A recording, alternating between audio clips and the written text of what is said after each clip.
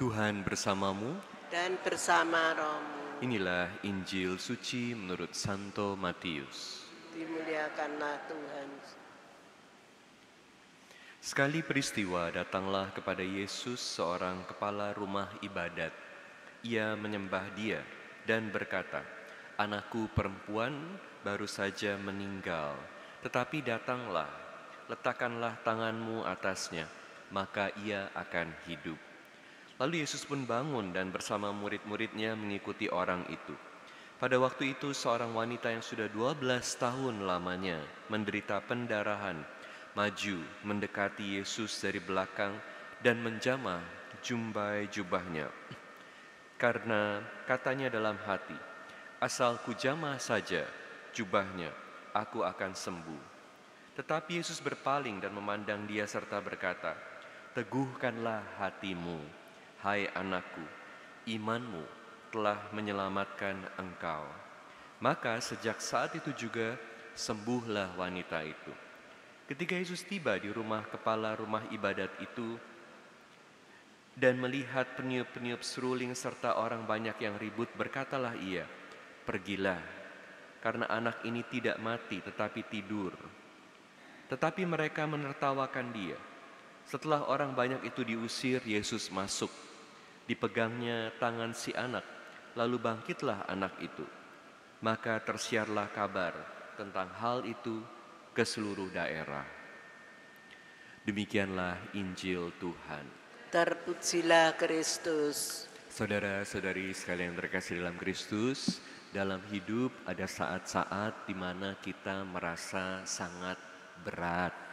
Kesulitan hidup terasa membuat kita jadi tidak ada semangat lagi, bahkan sangat dekat dengan putus asa.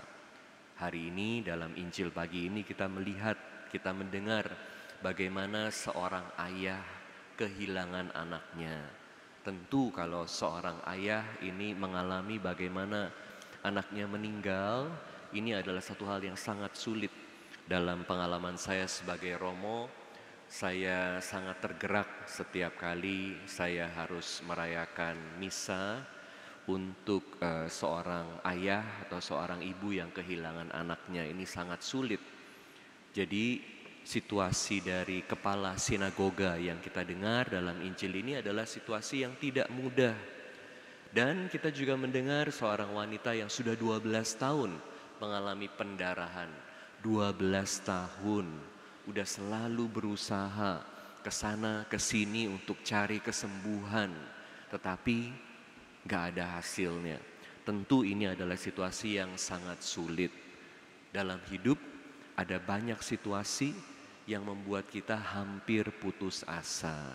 Tetapi kita tidak boleh putus asa. Harus selalu berpegang pada iman, berpegang pada Tuhan Yesus sendiri, berharap pada Tuhan. Jadi saat kita mengalami berbagai kesulitan hidup, apa yang kita perlu kerjakan?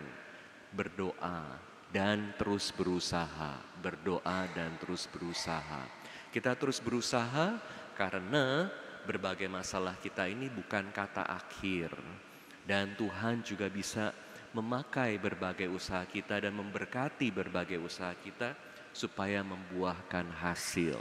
Mungkin gak cukup hanya berusaha dan berdoa satu hari, satu minggu, satu tahun, perlu bertahun-tahun. Tetapi gak apa-apa, jangan putus asa. Karena sepanjang kita terus berdoa dan berusaha, hubungan kita dengan Tuhan juga semakin dekat dan iman kita semakin dikuatkan. Jangan putus asa.